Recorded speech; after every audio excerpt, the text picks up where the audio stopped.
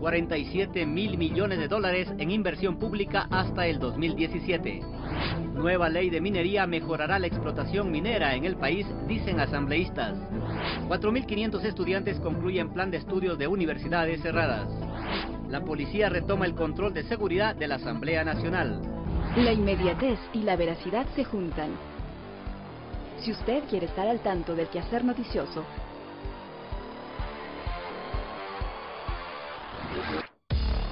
conéctese a www.elciudadano.gov.es.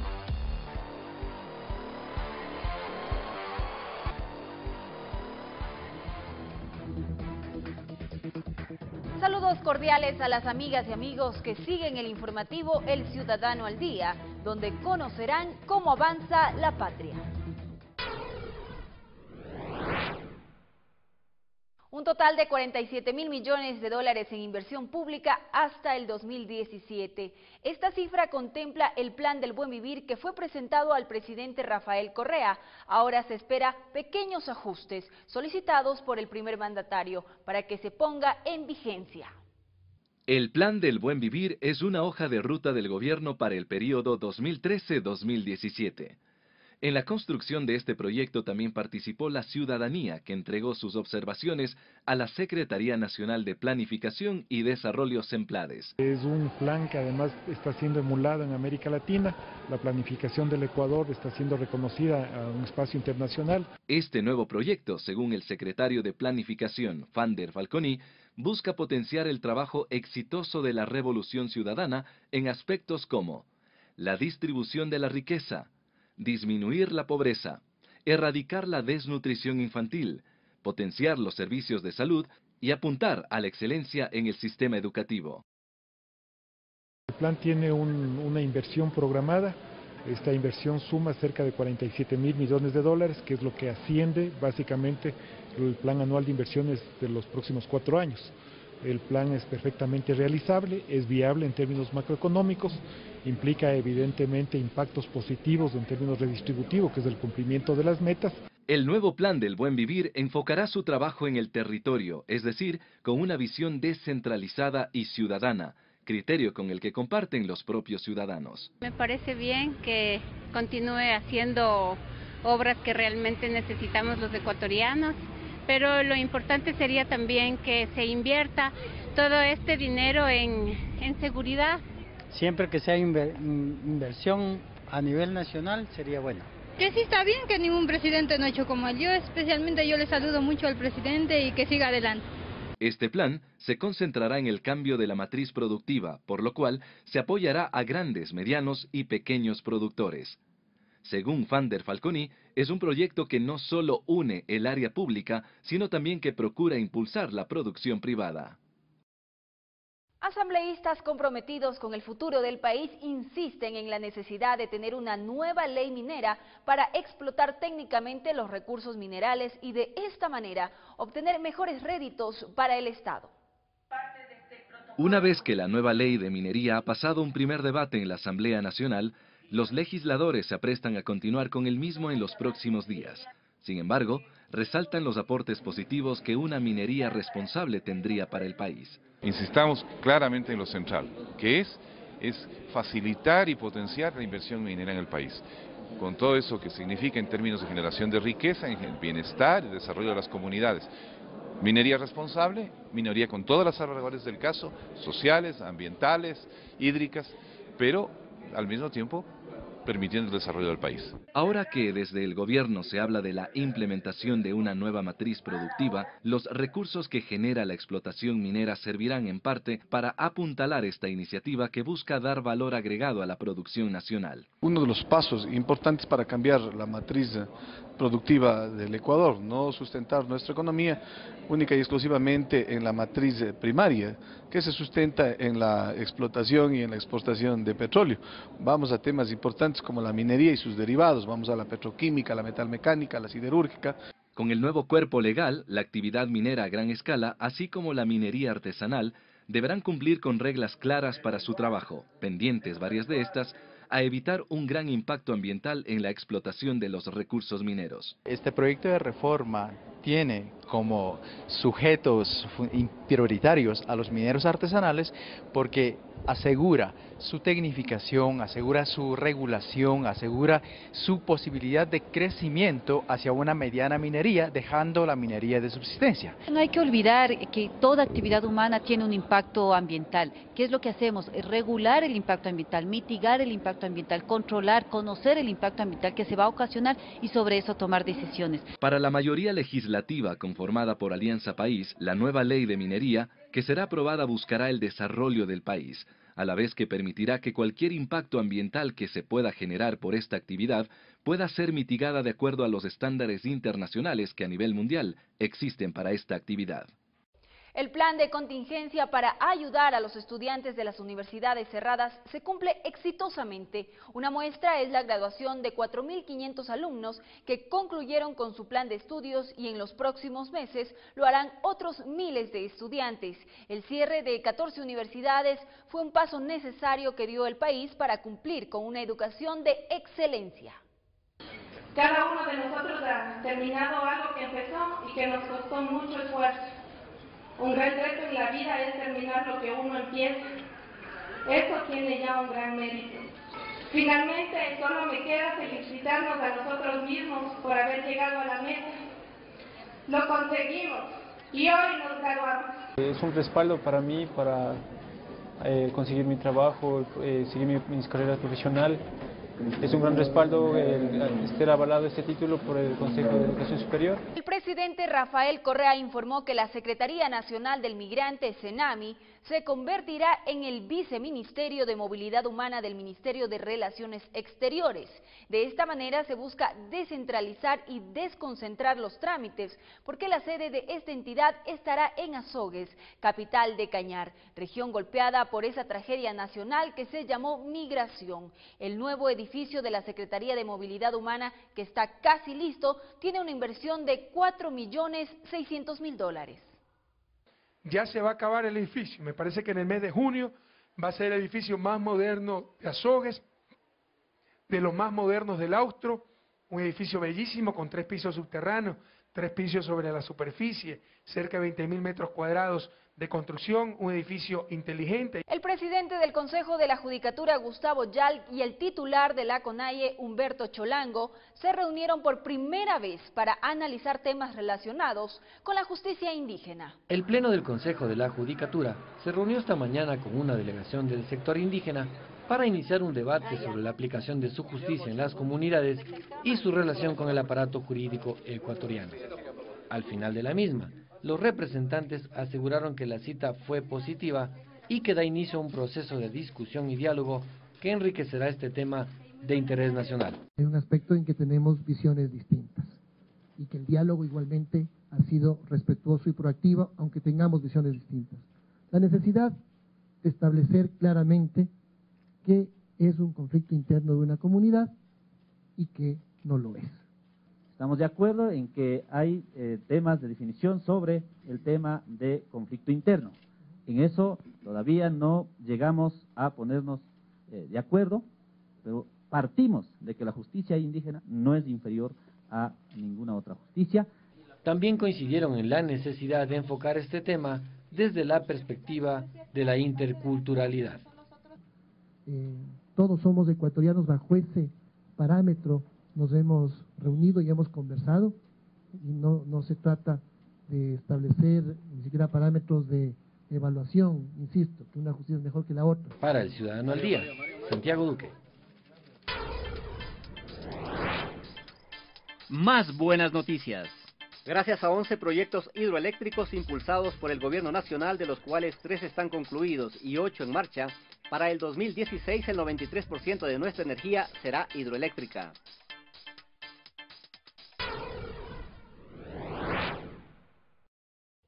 Las tecnologías de la información y la comunicación ahora llegan a los lugares más recónditos del Ecuador. Incluso por primera vez, los centros de rehabilitación social cuentan con estas herramientas que ayudan a superar los niveles de analfabetismo digital.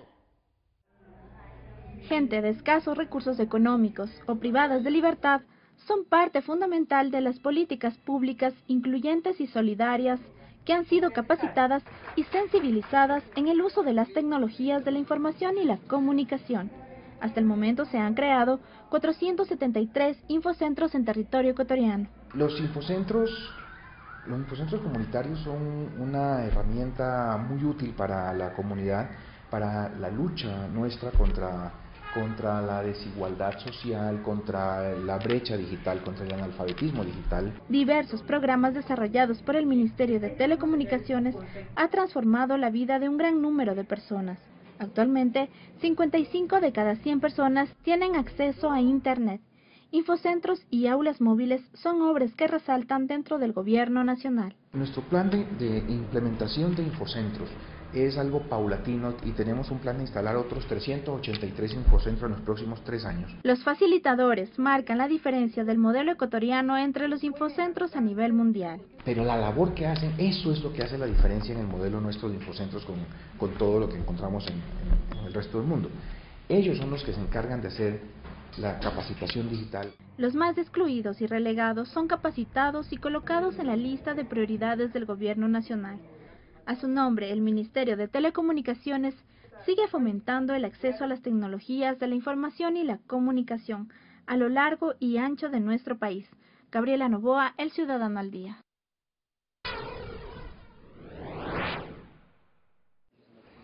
Hasta el 6 de junio se desarrolla en Quito el Seminario Internacional Derecho y Administración Penitenciaria, Fundamentos de la Reforma. El encuentro cuenta con la participación de expertos de América Latina. El evento fue inaugurado por la ministra de Justicia, Joana Pesantes, en el Teatro de la Universidad Central del Ecuador y tuvo una masiva concurrencia de estudiantes, profesionales del derecho, funcionarios vinculados con la temática y público en general. Una intensa semana de aprendizaje y capacitación, en la cual nos nutriremos de conceptos, estrategias, modelos de administración y experiencias que en materia penitenciaria se han alcanzado en otros países de la región y del mundo.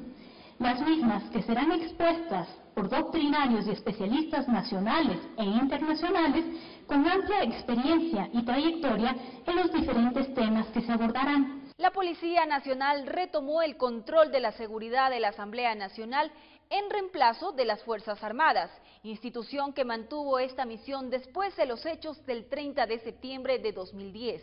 La escolta legislativa tiene como misión fundamental atender la seguridad de los asambleístas, personal asesor, funcionarios, empleados, visitantes e instalaciones de la institución. Un simulacro para prevenir eventuales incendios o incidentes se realizó en la principal gasolinera de Petroecuador, ubicada en la avenida Amazonas y Eloy Alfaro, al norte de Quito. Aquí los detalles. Entre el nerviosismo de los transeúntes y el profesionalismo de los gendarmes, se apagaron las llamas y el derrame fue solventado.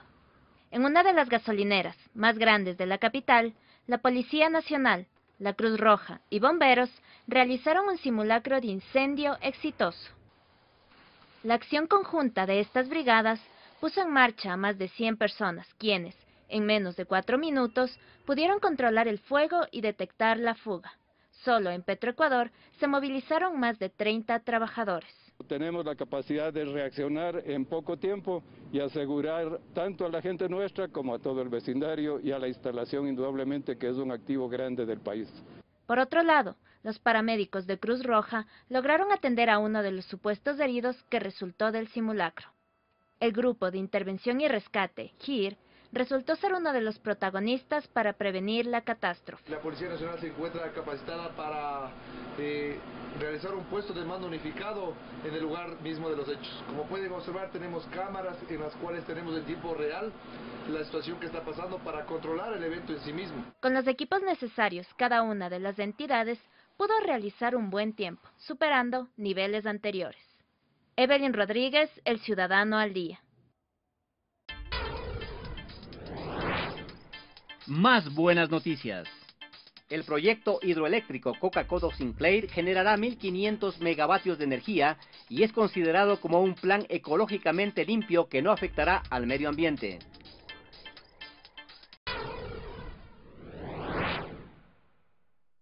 Y ahora conozcamos qué pasa en el mundo. El presidente venezolano Nicolás Maduro lamentó que Colombia quiera unirse a la Organización del Tratado Atlántico Norte, OTAN. El asesinato de un ganadero en Paraguay revive antiguos temores por la inseguridad en el campo. Estas y otras informaciones en el siguiente resumen internacional. En declaraciones recientes, el presidente venezolano Nicolás Maduro lamentó que un país de la región quiera unirse a la Organización del Tratado Atlántico del Norte, OTAN, refiriéndose a las intenciones de Colombia. En República Checa, una mujer de 23 años dio a luz a quintillizos. Esta es la primera vez que esto sucede en el país. Según informes médicos, los niños permanecen estables. El asesinato del ganadero Luis Lindström en Paraguay reavivó antiguos temores por la inseguridad en el campo, principalmente en los departamentos de amplio desarrollo agrario y donde operan grupos guerrilleros. Los autores cubanos Adis Cupul y Froilán González presentaron en Bolivia su libro Con la mirada al sur. Este texto transita por aspectos poco conocidos de la vida de Ernesto Che Guevara, abreva directamente de sus familiares. Fuentes a todas luces fidedignas. Evelyn Rodríguez, El Ciudadano al Día. De esta manera, El Ciudadano al Día llega a su final. Les dejamos con la entrevista de hoy, el ministro de Cultura, Paco Velasco. De mi parte, los saludo cordialmente y los espero en la próxima emisión.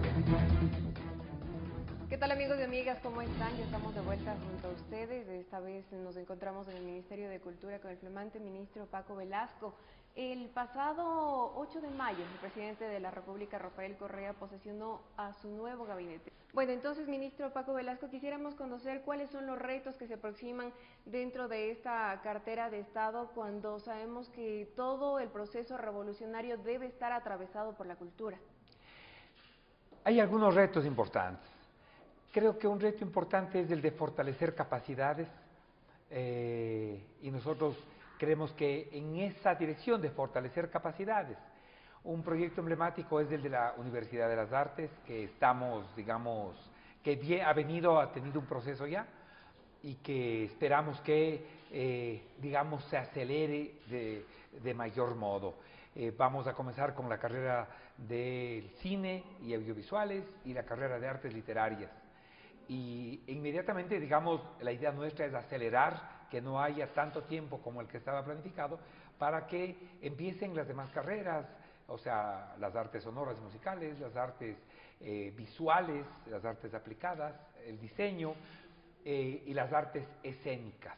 Entonces, ese es un proyecto emblemático, pero independientemente de ese proyecto, que es de educación superior, en la formación de estas capacidades, nosotros creemos que vamos a tener proyectos de capacitación y de formación para los gestores culturales, digamos, en otros niveles que no sean los universitarios. Ese es un desafío, fortalecer capacidades.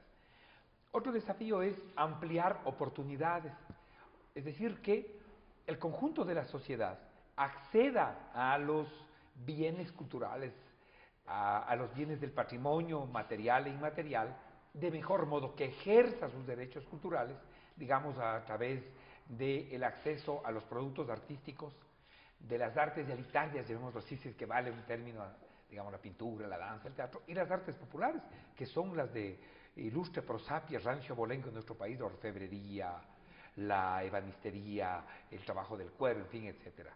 Ese ha sido un problema, ministro, pues la cultura siempre ha estado destinada a las élites. Acceder a una función teatral, acceder a un concierto, era casi un privilegio para esas élites que mencionamos y casi inaccesible para el pueblo, para la mayor parte de la población. ¿Eso está cambiando?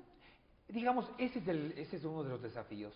Recordemos, pero una cosa importante, a ver, creo que muchos medios de comunicación, cuando mercantilizaron, porque digamos es el negocio de ellos, perdieron de vista los contenidos y las calidades de estas expresiones como el Teatro Nacional. Entonces, esas caricaturas en la televisión, eso no es teatro. Recordemos que hay una tradición y sin embargo son populares. Quiero decir que aparentemente los pueblos no tenían acceso a estos productos culturales como el teatro. Pero no es cierto, tenían acceso, pero de una manera degradada, de una manera minusvalorada. Esos bodrios en la televisión, eso que pretenden ser estampas, digamos, de nuestro pueblo, estampas de cómo el pueblo se comporta, no es cierto. Esa no es una manera de construir arte, de construir teatro, de construir telenovelas. En otros países, los grandes escritores se comprometieron con ese tipo de cultura masiva. En Brasil, el gran Jorge Amado, el autor de Doña Flor y sus dos maridos, el autor del Pantanal, el autor de Tieta do Agreste, el gran autor de esas novelas, vio cómo, y él mismo participó como guionista, cuando se llevaron a la pantalla chica esas extraordinarias novelas. O sea que esto de que el acceso ha sido elitario no es tan así. Ha habido un acceso popular, pero una cultura de masas degradada, vilipendiada, erosionada en su riqueza cultural. Entonces la idea es que el acceso de la gente sea masivo, pero además da productos de calidad, además da un teatro de calidad. Por supuesto, estamos hablando de lo que se transmite en televisión, pero difícilmente para el pueblo era fácil acceder a los teatros o a los conciertos, que en la mayor parte de veces cuestan más de $30, por ejemplo, o a una función de cine, que en un cine comercial cuesta $4. Aparentemente es poco, pero para la clase popular, para la clase media baja, resulta difícil acceder a eso, tomando en cuenta que van con su familia, tomando en cuenta que no es una, sino 2, 3, 4 personas. Entonces, popularizar la cultura, hacerla masiva, democratizarla, es uno de los retos que tiene esta cartera. Es un desafío, es un reto.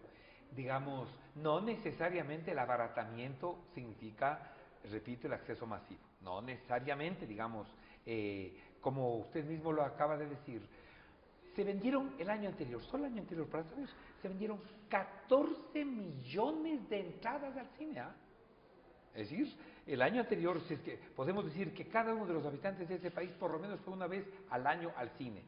No es así, cierto es que hay unas élites que concentran más ese consumo, pero se vendieron 14 millones de entradas al cine comercial.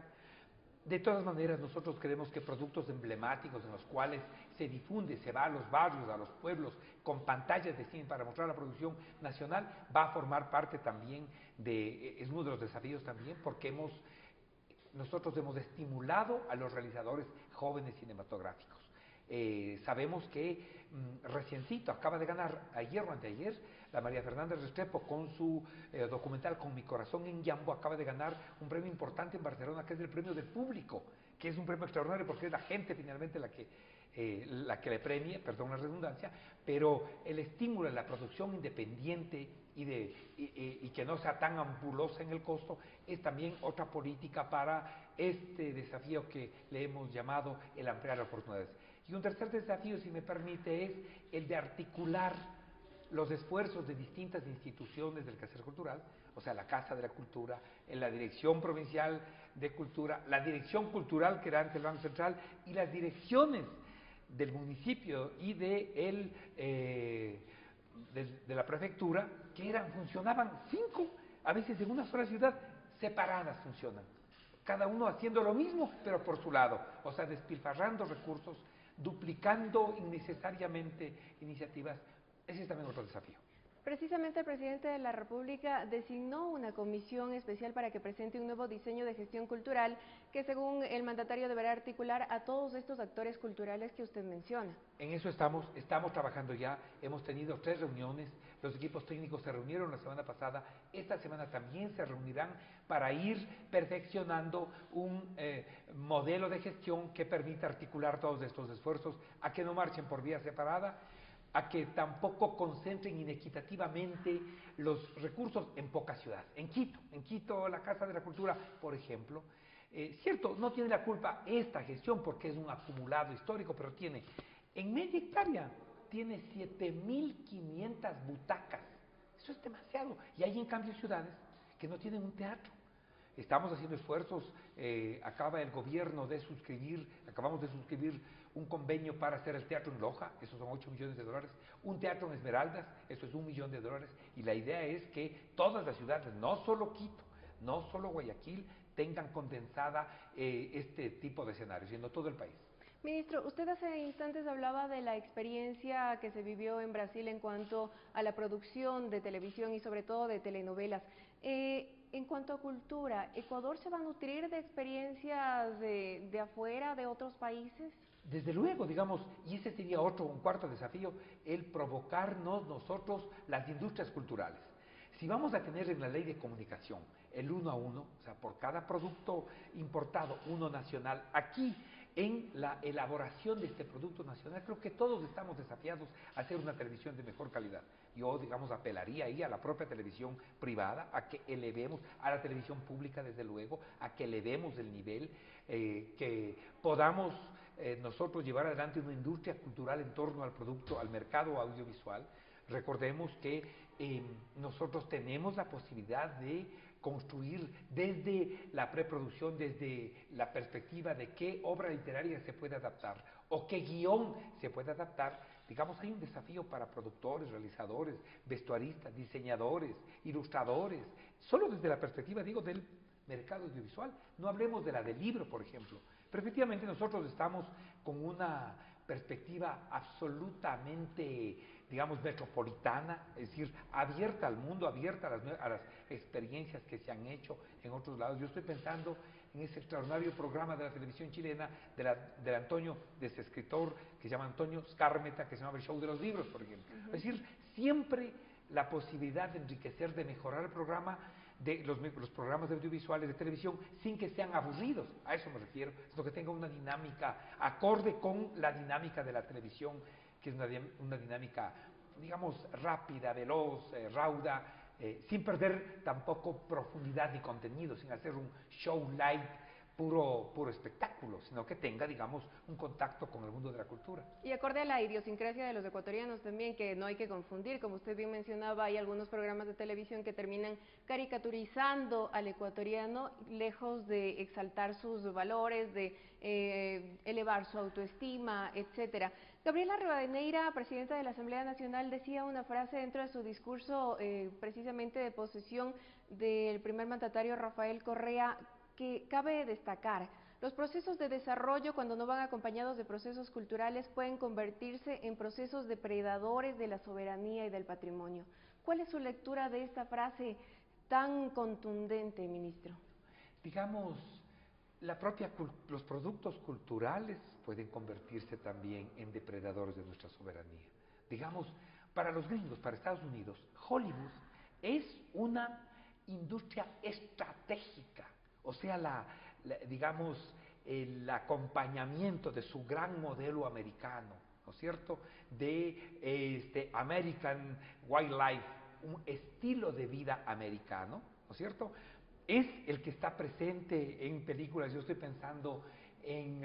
El Capitán América, por ejemplo. Pero estoy pensando en Forrest Gump, por ejemplo, en esta película, que aparentemente en Estados Unidos hay una manera de progresar, que una persona desde abajo, con esfuerzo, puede llegar a ser, digamos, un millonario, cosa que es absolutamente falso. Eso no es cierto. Pero entonces estoy diciendo que la industria cultural en el mundo es una industria simbólica, extraordinariamente invasiva, es decir, no necesita ejércitos, no necesita los F-16, sino que vía las pantallas y a los productos culturales puede también tratar de meterse en nuestros países.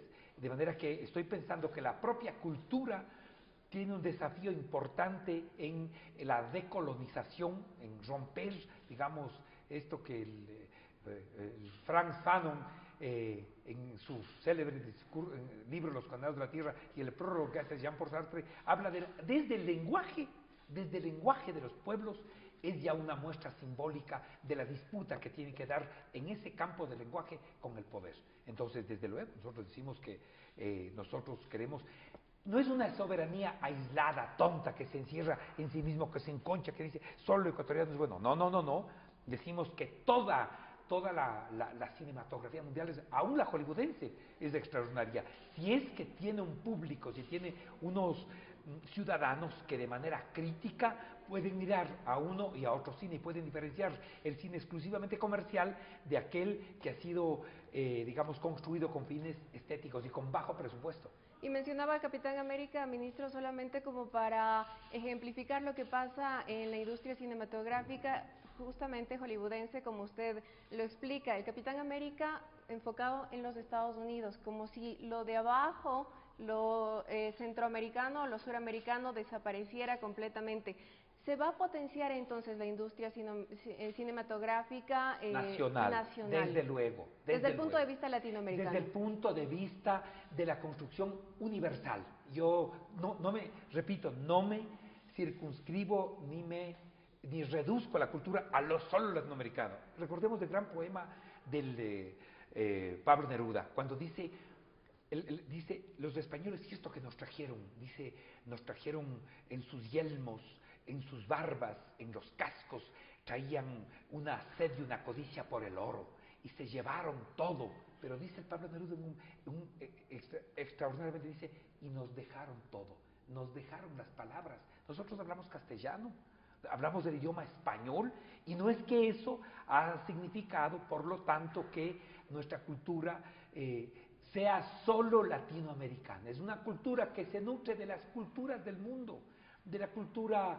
Pero si los árabes estuvieron en España 700 años, digamos, por decir que las experiencias interculturales son extraordinarias en el mundo entero, y desde luego nosotros, repito, con una lectura crítica de esa cultura universal, vamos a estimular las producciones latinoamericanas cada vez más ricas, cada vez más imaginativas y creadoras, porque se nutren de la cultura del mundo, porque no se han quedado encerradas en los Andes, sin reconocer la fuerza telúrica, volcánica de lo que son nuestros pueblos originarios, que es una fuerza poderosísima que nos hace vibrar.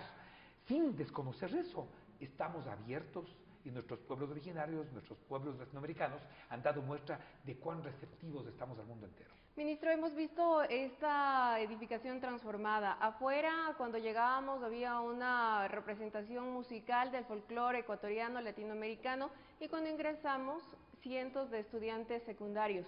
¿Qué se piensa hacer con esos jóvenes? Yo acabo de vivir dos experiencias extraordinarias. En Pujirí, la octava de Corpus Christi, y esta presencia de Cayampi, así es el pueblo en realidad, pero Cayambe, digamos, ya españolizado, contando ya el pregón del solsticio de junio, que es del Inti Raymi. Ya. En los dos lo que he visto he visto algunas cosas. En Pujirí, un montón de chicos y chicas danzando en las calles, ya no es solo un tema de viejos, por lo tanto, ¿no? Un montón de guambras bailando en las calles, y puestos del zamarro, puestos de este traje del danzante de Pujirí que tiene los espejos, cargando las 40 libras, aprendiendo a danzar, guaguitos, aprendiendo a tocar el pingullo. Me parece a mí que hay el prolegómeno, hay el nacimiento, la génesis realmente de un momento intercultural. No me engaño, no es que digo que aquí ya está hecho el mestizaje, qué lindo, todos somos iguales, no me engaño. Hay un enorme contenido racista en nuestros contenidos culturales. Todavía los indios son objeto de burla en algunos programas televisivos, pero estoy diciendo que en el pueblo llano, y lo que acabo de ver en Cayambe también, es que chicos mestizos se están vistiendo como se vestían los danzantes de los pueblos originarios. ¿Y eso simbólicamente qué representa? Eso simbólicamente representa que, sobre todo en los chicos y chicas, hay una mirada hacia saber de dónde venimos, para saber a dónde vamos. El gran Jorge Enrique Adum dice en su poema, preguntan quién soy y no sé qué responder. De tanto no tener nada, no tengo de dónde ser, dice el Jorge Enrique Adum. Y nosotros decimos cierto, ¿no? Si no sabemos de dónde venimos, no sabremos a dónde vamos a ir. Pero no es una mirada que se queda en el pasado, no. La mirada de los jóvenes es una mirada que también tiene el Internet, que también tiene los medios digitales, o sea, que con el mundo entero está conectándose día por día. Creo que los jóvenes son los portadores, los realizadores cinematográficos, digo, con excepción del Pocho Álvarez, que es pero no es viejo, pero con excepción de él, pero todos los demás, de Sebastián Cordero, la Tania Hermida, el Iván Mora Manzano, el de A tus espaldas, en fin. Tito Jara. Todos los realizadores son jóvenes. Hay un desafío en el uso de la cámara para los niños y niñas. Ya vamos a ver cuando el cine se haga con los niños que miden, digamos, 1,20, 1,30.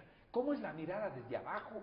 y cómo es la mirada desde arriba. Ese solo hecho cultural me parece a mí que está expresando un nuevo momento en la construcción de este país. Creo que los chicos y las chicas están diciéndonos, enseñándonos a nosotros otra manera de ver el mundo.